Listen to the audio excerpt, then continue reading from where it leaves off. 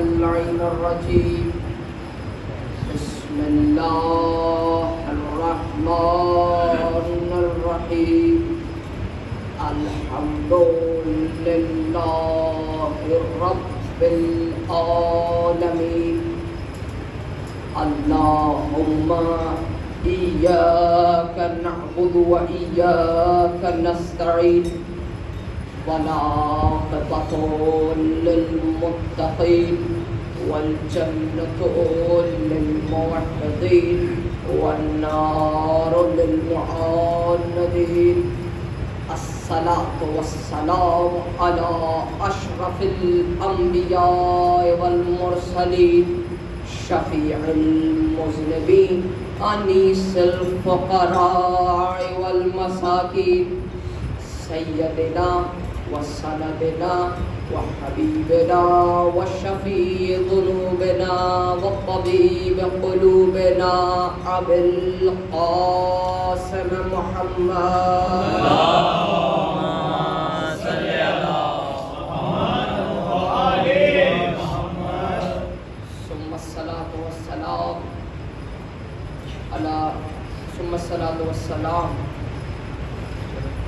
والسلام على أهل بيت الطيبين الطاهرين المعصومين المظلومين ولعنة الله على أعدائهم ملعونين من يوم هذا إلى قيام يوم الدين فتبارك الله في محكم كتابه المجيد والفرقان الحميد بسم الله الرحمن الرحيم يا أيها الذين آمنوا اطیعوا اللہ واطیعوا الرسول صلوات اللهم صل على محمد وآل محمد عزاداران حسین ماتمداران حسین اس سورہ مبارک کی آیت کو پڑھنے کا شرف حاصل کیا گیا ہے. اس آیت مبارکہ میں پروردگار عالم یوں رب اللسان ہو رہا ہے ان سے کہ اے ایمان لانے والوں اللہ کی اور اس کے رسول کی اطاعت کرو. اے وہ لوگوں جو ایمان لائے ہو. بھائی غیر ایمان لانے والوں سے تو بات ہو ہی نہیں رہی ہے, بات ہی ایمان والوں سے ہو رہی ہے. تو ماننا پڑے گا کہ ایمان والے وہی ہوں گے جو کل ایمان کو تو کم از کم مانتے ہوں, جو کل ایمان کی ولایت پر تو ایمان رکھتے ہوں. تو معلوم یہ ہوا کہ پروردگار عالم دوسرے الفاظوں میں یوں مخاطب ہے, اے علی والو, اے کل ایمان پر ایمان لانے والوں, اے علی کی ولایت کا اقرار کرنے والوں. تو معلوم ہوا کہ قرآن اللہ کا کلام ضرور ہے مگر گفتگو علی والوں سے یہاں ہو رہی ہے. اور کتنے ہی مقامات گناتا چلوں جب اللہ نے یا ایھا الذین آمنوا کہہ کر مخاطب کیا. علی والوں کے سوا تو کسی سے بات ہو ہی نہیں رہی. اور حکم کیا ہے کہ اطاعت کرو اللہ کی اور اللہ کے رسول کی. اس لیے کہ اگر محبت کا دعویٰ اللہ سے ہے تو اس دعوے کو اگر سچا دکھلانا چاہتے ہو تو میرے حبیب کی اطاعت کرو. بھائی اطاعت اپنی بتائی ہوئی شرطوں پر نہیں کی جاتی. اطاعت اس طرح نہیں کی جاتی کہ اگر آپ کہیں گے اور ہمیں وہ حکم صحیح لگا تبھی ہم عمل کریں گے, جب ہمارے مطابق نہیں ہوا ہم عمل نہیں کریں گے. بھائی اگر عمل کرنا ہے, اگر اطاعت کرنی ہے تو نبی کے ہر قول کی اطاعت کرنی ہے, نبی کے ہر فرمان کی اطاعت کرنی ہے. اب اگر نبی غزوہ احد میں کہہ دیں کہ چاہے کفار ہمیں مدینے دھکیل دیں, چاہے ہم مکے دھکیل دیں, تم کہیں اپنی اس پہاڑی سے چلے نہ جانا, تم بھاگ نہ جانا, ارے تم یہاں سے فرار نہ کرنا, تو یہ نہیں سوچا جاتا کہ مال غنیمت ملے گا یا نہیں, بلکہ نبی کی اس وقت اطاعت کی جاتی ہے.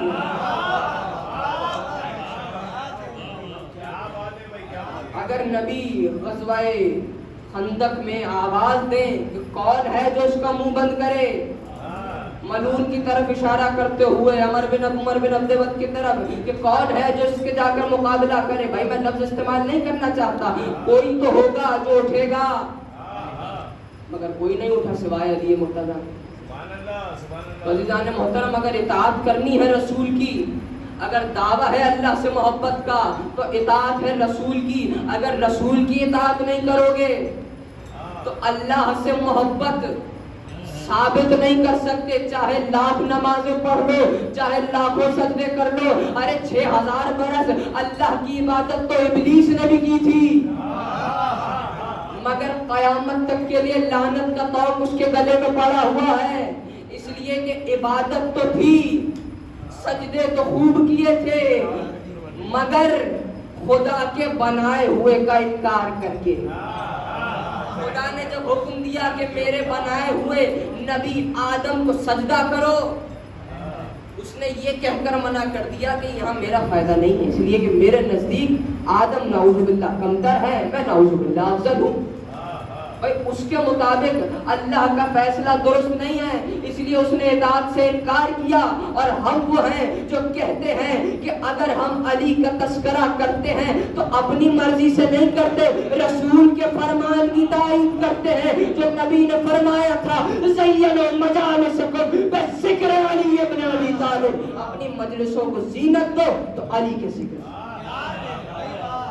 ہم تو نبی کے ہر فرمان کی اطاعت کرنے کے پابند ہیں، ہم تو نبی کے ہر فرمان بیان کرنے کے پابند ہیں۔ تو معلوم یہ ہوا دوستو کہ جو نبی کی ہر بات مانتا ہو، جو نبی کی ہر بات کی اطاعت کرتا ہو، وہ دراصل اس سنت پہ چلتا ہے جو سنت ابلیس نہیں ہے، اس لیے کہ ابلیس تو وہ ہے جو وہ کہتا ہے کہ جو اللہ کا حکم میرے مطابق ہوگا فقط وہی مانوں گا۔ اب اگر کوئی آپ سے یہ کہہ دے کہ یہ جو آپ ذکر علی کرتے ہیں ہم اس کے قائل نہیں ہیں، آپ نعوذ باللہ علی کو پڑھا چڑھا کر بیان کرتے ہیں، تو اس سے کہیے گا کہ آپ دراصل سنت ابلیس کی بات کر رہے ہیں۔ ابلیس نے بھی تو یہی کیا، قرآن میں جو سورہ اللہ نے نازل کیا ایسے نہیں کر دیے، ہر سورے کے پیچھے، ہر ایک آیت کے پیچھے کوئی نہ کوئی مقصد ضرور پوشیدہ ہے۔ تو وہ جو قرآن کی مشہور آیتیں ہیں کہ ہم نے آدم کو جب تخلیق کر چکے تو فرشتوں سے پوچھا، فرشتوں کو بتایا گیا، فرشتوں نے اعتراض کیا پالنے والے اب تو ایسے کو حاکم بنائے گا جو زمین پر جائے فساد کرے خون خرابہ کرے؟ ارے ہم تو ہر وقت یہی عبادت کرتے رہتے ہیں، تو نے ہم میں سے تو خلیفہ نہیں بنایا، ہم میں سے تو حاکم نہیں بنایا، بنایا ان میں سے ہے جو خون خرابہ بھی کریں گے، جو زمین پر فساد بھی برپا کریں گے، جو گناہوں میں بھی مبتلا رہیں گے، جو غافل بھی رہیں گے۔ ہم ہر وقت عبادت کرنے والے، ہمیں تو نہیں بنایا۔ تو پروردگار عالم یہ فرماتا ہے کہ جو میں دیکھتا ہوں، جو میں جانتا ہوں وہ تم نہیں جانتے۔ یہاں غور طلب نقطہ یہ ہے کہ انسان کو اشرف المخلوقات بنایا۔ اشرف المخلوقات اسے کہتے ہیں جو سب سے افضل مخلوق ہو، اس کا مرتبہ سب سے زیادہ ہو۔ بھائی ہم نے تو کہا نہیں، پروردگار عالم نے ہی تو انسان کو اشرف المخلوقات بنایا۔ تو سوال یہ پیدا ہوتا ہے کہ وہ انسان کہ جو گناہوں میں بھی مبتلا رہتا، وہ انسان جو یاد خدا سے غافل بھی رہتا ہے، وہ بھلا فرشتوں سے افضل کیسے ہو گیا؟ قرآن کی مشہور آیت آپ نے سن رکھی ہے کہ ہم نے انسان کو احسن خلق کیا، ہم نے انسان کو بہترین صورت میں خلق کیا، مگر یہ انسان وہ بھی ہے کہ جو کبھی کبھار اتنا پست ہو جائے کہ جانور سے بھی بدتر ہو جاتا ہے۔ اور افضل ہو نہ ہو تو اشرف المخلوقات کے درجے پر بھی فائز ہوتا ہے۔ میں دست بستہ کہوں پالنے والے یہ بتا کہ تو نے ہم انسانوں کو، اس مخلوق انسان کو افضل کیوں قرار دیا جبکہ یہ انسان گناہوں میں بھی مبتلا ہے؟ تو عجب نہیں کہ آواز خدا بندی یوں آئے، ارے نہیں جانتے ان اشرف المخلوقات انسان میں کچھ ایسے بھی ہیں جو ساری رات سجدے میں گزار دیتے ہیں، جن کے پاس سوالی آئے اور وہ فاقے سے ہو تب بھی اپنی روٹی اپنا رزق ان کے سائلوں کے حوالے کر دیتے ہیں۔ نہیں جانتے ان مخلوق انسان میں ایسے بھی ہیں کہ جب کوئی نہیں ہوتا ساتھ دینے تو آسمان سے ان کے لیے تلوار نازل ہوتی ہے۔ زمین میں موجود ہتھیاروں سے تو بہت سے لڑے ہیں، مگر یہ آسمان سے ہتھیار اگر آیا ہے تو اسی کے لیے آیا ہے جو آسمانوں والا رہا ہوگا۔ آسمانوں کے راز جانتا ہوگا، جس نے کم از کم یہ دعویٰ تو کیا ہو سلونی سلونی قبل ان تفقدونی، اور پھر یہ کہا ہو کہ زمین سے زیادہ آسمانوں کے راز جانتا ہوں۔ اور اگر کسی کو شک ہے کہ بھئی آسمانوں پر کیسے، تو آؤ ذرا واقعہ معراج سن لو کہ جب نبی موجود ہے عرش پر اور قرآن یہ کہتا ہے کہ 2 کمان یا اس سے بھی کم کا فاصلہ رہ گیا محبوب خدا اور خود خدا کے درمیان، اس جگہ موجود ہے جہاں جبرائیل کو جانے کی اجازت نہیں ہے، جہاں کوئی نہیں ہے سوائے خدا کے اور محبوب خدا کے۔ تو اس وقت جو لہجہ خدا نے اختیار کیا، نبی نے جب وہ آواز سنی تو محسوس ہوا یہ لہجہ تو میں نے کہیں نہ کہیں ضرور سنا، اور وہ لہجہ انسیت رکھتا ہے، اس لہجے سے مانوس ہے۔ تو معلوم یہ ہوا کہ جس کا لہجہ تھا وہ اور کوئی نہیں بلکہ مولا کائنات علی محمد۔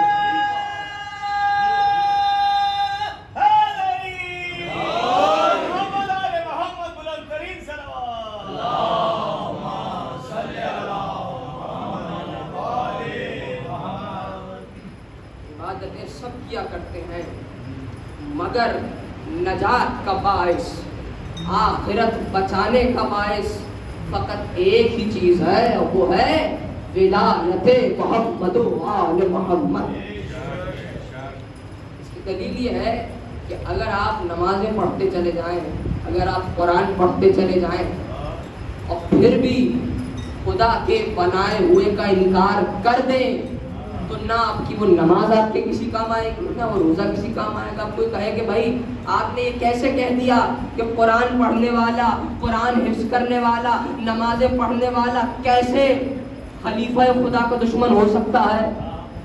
خلیفہ خدا کی بات ہو رہی ہے، خلیفہ خدا کے خلاف ایسے بھی تو آئے تھے نا جنہوں نے نیزے پر قرآن رکھ دیے تھے اور خود بھی قرآن حفظ کر چکے تھے، قرآن پڑھتے تھے۔ جاؤ دیکھو نہروان میں مولا کا مقابلہ کرنے والے کون تھے، کہہ دینا یہودی تھے، کہہ دینا کافر تھے، کہہ دینا مشرک تھے۔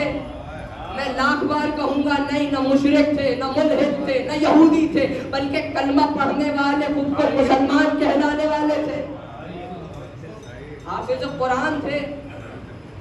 حضرت جب جا رہے تھے تو امام کے صحابی امام کے ساتھ تھے، اور آپ نے خوبصورت آواز سنی۔ صحابی امام نے، مولا کے چاہنے والے نے کہا مولا دیکھیے کیا خوبصورت قرآن کی تلاوت کر رہا ہے، فلاں گھر سے ہم گزر رہے ہیں، فلاں ایک بستی سے گزر رہے تھے، کہا فلاں گھر سے مولا دیکھیے کیا خوبصورت قرآن کی تلاوت کی جا رہی ہے، کیا خوبصورت آواز ہے۔ امام نے فرمایا ذرا صبر کرو، ایک دن میں اس بات کا جواب تمہیں دوں گا کہ وہ کون تھا۔ اور جب واقعہ جنگ نہروان پیش آیا تو امام نے اپنے اسی صحابی، اپنے اسی چاہنے والے سے کہا دیکھو وہ جو سر نظر آ رہا ہے یہ وہی شخص ہے جس کی تم تلاوت قرآن مجھے سن کر بتا رہے تھے، آج یہ تمہارے مولا سے جنگ کرنے آیا تھا اور مارا گیا۔ معلوم یہ ہوا کہ فقط قرآن کافی نہیں ہے، فقط قرآن پڑھ لینا کافی نہیں ہے۔ اگر قرآن پڑھو گے اور علی کو چھوڑ دو گے تو وہ قرآن بھی تمہیں نجات نہیں دلا سکتا، اس لیے کہ القرآن مع علی و علی مع القرآن۔ خدا اور رسول بتانا یہ چاہتے ہیں کہ نہ قرآن کے لیے علی کو چھوڑنا، نہ علی کے لیے قرآن کو چھوڑنا۔ درود پڑھیے مل کر محمد والا۔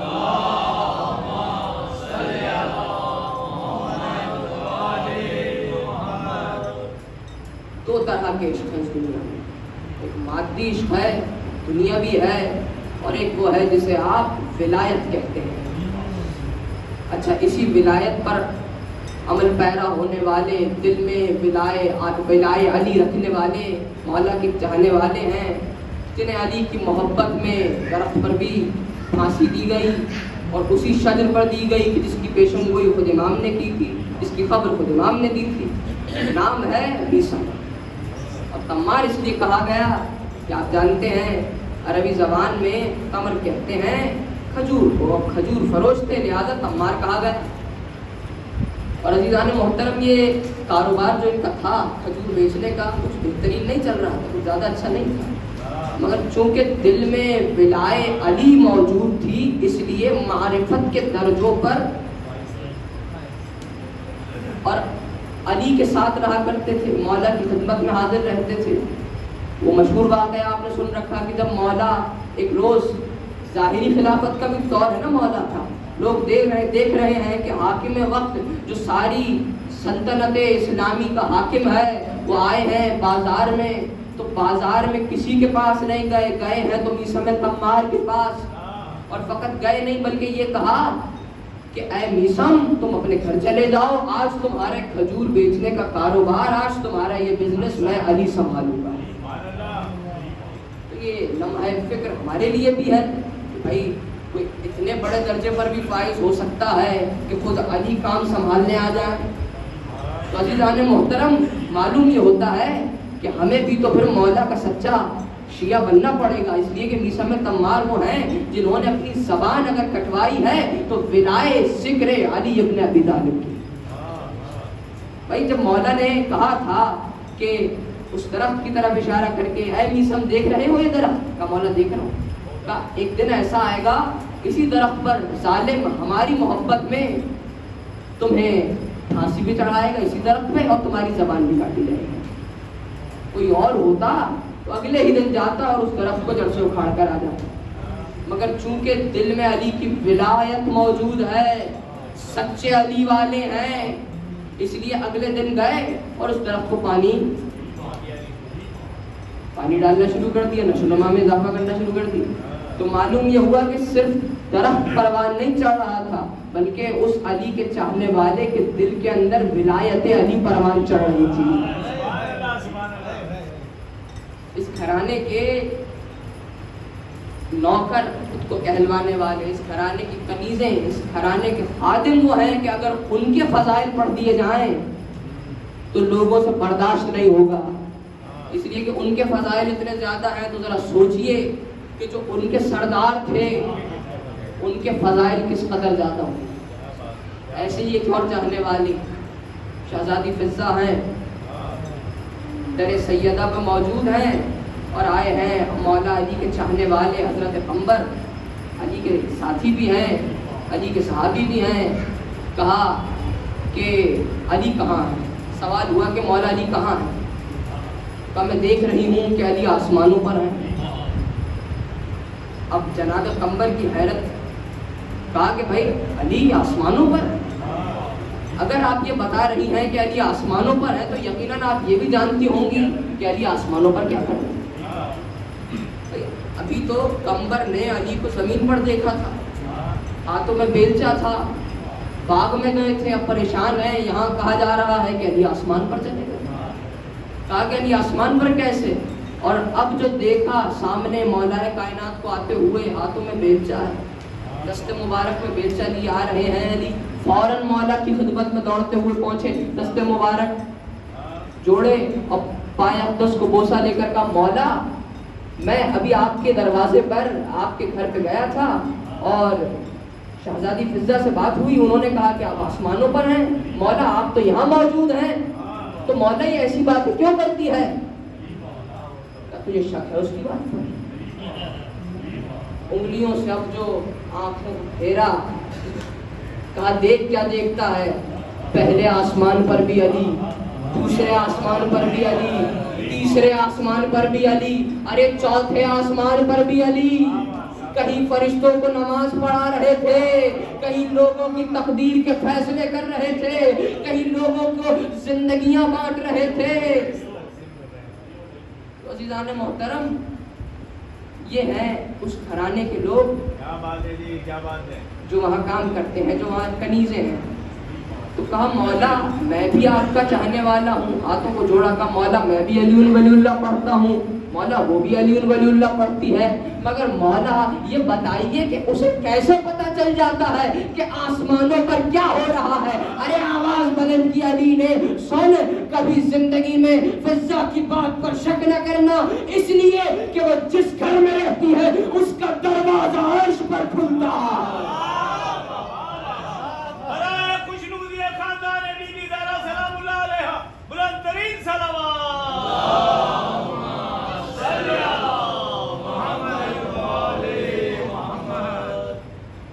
فارسی اور چاہنے والے آئے دروازے پر، اور کہا کہ اے فضہ، اے شہزادی، میں نے سنا ہے کہ آپ کے در پر جب بھی آؤں تو آپ کے لہجے میں فضیلت محسوس ہوتی ہے، جیسے آپ یہ بتانا چاہ رہی ہوں کہ میں آپ تم سے افضل ہوں۔ فرماتی ہیں کہ ویسے تو میں نے کبھی اس بات کا ذکر نہیں کیا، لیکن اب جو تم نے یہ بحث چھیڑ ہی دی ہے تو سنو، میں زیادہ افضل ہوں۔ کہا نہیں میں افضل ہوں۔ سلمان نے کہا نہیں، میں اس لیے افضل ہوں کیونکہ میں محمد مصطفیٰ کی بھی زیارت کرتا ہوں، علی مرتضیٰ کی بھی زیارت کرتا ہوں، لہٰذا میں افضل ہوں۔ کہا نہیں، میں اس کی زیارت کرتی ہوں جس کی زیارت سوائے خدا کے کوئی کر ہی نہیں سکتا۔ ایک اور روایت ہے، اس میں یہ لکھا گیا، وہ روایت یہ ہے کہ تم علی کا وہ چہرہ دیکھتے ہو جو علی مسجد میں لوگوں کو دکھاتے ہیں، جبکہ میں علی کا وہ چہرہ دیکھتی ہوں جو علی گھر آ کر بطول کو دکھاتے ہیں۔ پڑھیے ذرا مل کر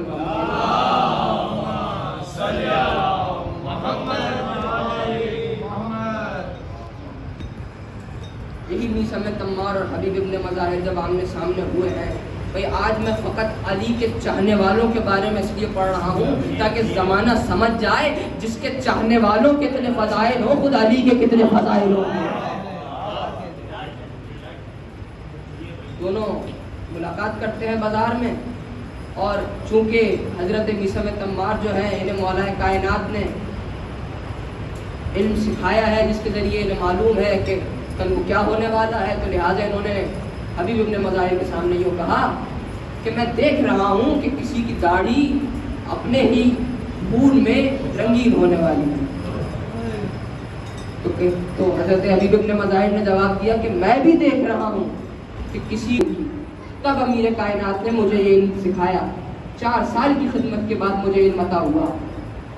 کہ تمہیں کتنا وقت لگا؟ حبیب ابن مظاہر کہتے ہیں میں فقط مدینے اپنے مولا حسین کو سلام کرنے گیا تھا، اور اس وقت ایک رات میں نے مولا کی خدمت کی ہے، اور اس ایک رات میں مجھے یہ علم عطا ہو گیا۔ کہتے ہیں میں نے 4 سال خدمت کی، تم نے ایک رات خدمت کی، اتنی جلدی کیسے علم حاصل ہو گیا؟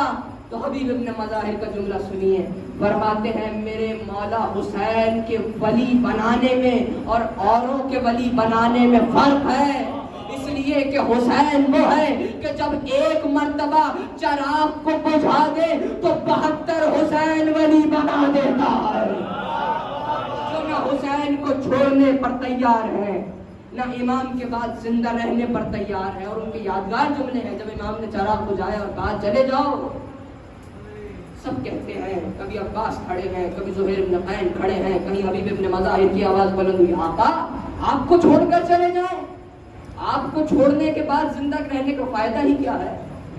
ہم تو آپ پر جان نثار کرنے آئے ہیں، ہم تو آپ پر فدا ہونے آئے ہیں۔ سنو، لوگ کہتے ہیں کہ حسین کے پاس صحابی کم تھے، حسین کے پاس فوج کم تھی، مگر حسین وہ ہے کہ جس کے پاس سب سے زیادہ اللہ والے موجود تھے۔ عزیزان محترم، آئیے آپ کو ذرا 10,000 سال قبل لے چلوں۔ حضرت آدم علیہ السلام کا دور ہے، 2 بیٹے ہیں، ایک حابیل ہے، دوسرا قابیل ہے۔ آدم کا بیٹا مگر دنیا کا سب سے پہلا قاتل بنا، اپنے ہی بھائی کا قتل کیا۔ آدم کے بیٹے نے، نبی کا بیٹا ہے نا، خدا کے بنائے ہوئے کا بیٹا ہے، مگر ایک بیٹا قاتل نکلا۔ آئیے دنیا آگے بڑھی، نوح علیہ السلام کا دور آیا، کشتی نوح ہے، 27 لوگ موجود ہیں، 27 آدمیوں سے زیادہ نہ آ سکے کشتی نوح میں۔ اور آگے بڑھیے، حضرت ابراہیم علیہ السلام کا دور ہے، 16 لوگ ہیں سچے ابراہیم کے ساتھ۔ اور آگے آ جائیے، موسیٰ علیہ السلام کا دور ہے، 40 لوگ گئے تھے موسیٰ کے ساتھ، مگر خدا کے نور کی تجلی برداشت نہ کر سکے، سب ہلاک ہو گئے تھے، خود خدا کے نبی بے ہوش ہو گئے، حضرت موسیٰ علیہ السلام۔ یہ وہ نبی ہیں جو اولو العزم نبی ہیں، جو صاحب کتاب نبی ہیں، جن پر اللہ نے کتاب نازل کی ہے توریت، وہ موسیٰ، وہ اولو العزم نبی۔ ایک اور اولو العزم نبی، ان کا نام حضرت عیسیٰ علیہ السلام ہے۔ 12 ان کے حواری ہیں، جو ان کے جانے کے بعد جب انہیں آسمانوں پر اٹھا لیا گیا، اللہ نے بلا لیا تو منکر بھی ہو گئے تھے، اور یہ بھی مان چکے تھے کہ نعوذ باللہ انہیں سولی پر لٹکا دیا گیا۔ تو یہ انبیاء کے اصحاب ہیں. چلیے آپ شاید سوچ رہے ہو کہ سرکار کے اصحاب کہ ذرا مولا کائنات کے دور کی بات کرو. تو بھائی جب علی گئے ہیں صفین میں، یوں تو فوج 1,00,000 تھی، مگر جب نیزوں پر قرآن بلند کیے ملونوں نے، سازش تھی، علی پکارتے رہے قرآن کو مت دیکھو، میں ناطق قرآن ناطق ہوں، بولتا ہوا قرآن ہوں. یہ دشمن کی سازش ہے. پھر بھی لوگوں نے علی کو چھوڑ دیا اور مالک اشتر کے ساتھ چند ہی لوگ رہ گئے تھے. آئیے امام حسن کا دور. امام کی فوج میں ایسے لوگ بھی موجود تھے جو امام پر شک کرتے تھے. امام کی فوج میں ایسے بھی لوگ تھے جو امام کو واقعاً ہادی خدا نہیں مانتے تھے. تو معلوم یہ ہوا کہ حسین کے ساتھ کربلا میں جو لوگ گئے تھے وہ کہنے کو تو 71 و 72 تھے، مگر جو 72 گئے تھے نہ کوئی میدان سے بھاگا ہے، نہ کسی نے ظالم کی بیعت کی ہے، نہ کسی بچے نے ظالم کی بیعت کی ہے، نہ کسی بوڑھے نے ظالم کی بیعت کی ہے. جو 72 گئے تھے وہ 72 شہید ہوئے، وہ 72 سچے حسین کے صحابی ہیں. بس 2 اقوال پڑھوں گا، اس کے بعد مسائل کی منزل ہے. اسی لیے تو حسین نے کہا تھا نا کہ جو صحابی اللہ نے مجھے عطا کیے ہیں وہ نہ میرے نانا کو ملے، نہ میرے بابا کو ملے، نہ میرے بھائی حسن مصطفیٰ کو ملے. درود پڑھیے ذرا مل کر محمد.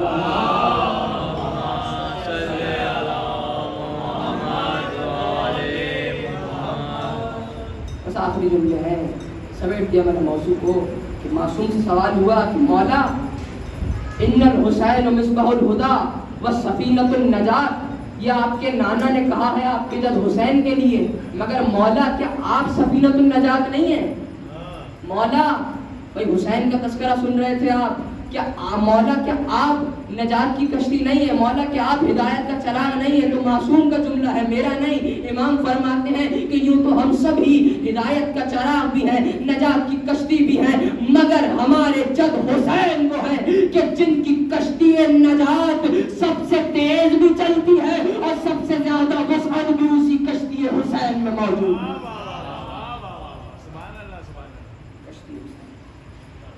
آئے ہو نا آج حسین کو رونے کے لیے. حسین کو جو ہدایت کا چراغ بھی تھا، جو نجات کی کشتی بھی تھا، مگر بعد رسول امت نہیں پہچانی عزادارو حسین کو. 8ویں مجلس ہے اس عشرے کی اور جی چاہتا ہے کہ آج اس کے مصائب پڑھوں کہ جس کے پاس دونوں بازو نہ تھے. تم ماتم کرتے ہو، کوئی ایک ہاتھ سے ماتم کرتا ہے، کوئی 2 ہاتھوں سے ماتم کرتا ہے، مگر عزادارو عباس وہ ہے جو ماتم بھی نہیں کر سکتا، اس لیے کہ ماتم کے لیے ہاتھوں کی ضرورت ہوتی ہے، مگر جس کے ہاتھ قلم ہو جائیں ارے وہ کیسے ماتم کرے. عزادارو علامہ رشید ترابی اللہ مقامہ فرماتے تھے کہ 1400 برس کے بعد بھی تم سے حسین کے مصائب برداشت نہیں ہوتے، صرف اس لیے کہ تم سنتے ہو، تم دیکھتے تو نہیں ہو نا. زینب وہ ہے جو 70 قدم دور اپنے بھائی کے گلے پر خنجر چلتے ہوئے دیکھ رہی تھی.